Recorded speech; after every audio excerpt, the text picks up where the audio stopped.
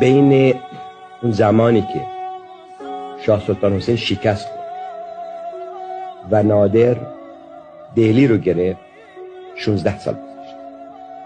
نسل عوض نشده، همون افرادی بودن که با شاه سلطان حسین بودن، شکست خوردن، همون افراد با نادر دهلی رو گرفت.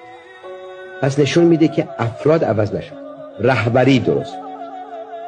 پس در مملکت ما اون چیزی که بسیار مهمه اون رهبری است و خوشبختانه بازم عرض میکنم ما در این زمان زندگی میکنیم که از یه رهبری برخوردار هستیم، عاقل، دانا، داهی، که ما رو از یک نقطه ضعف به این نقطه قدرت رسوند در عرض 10 سال.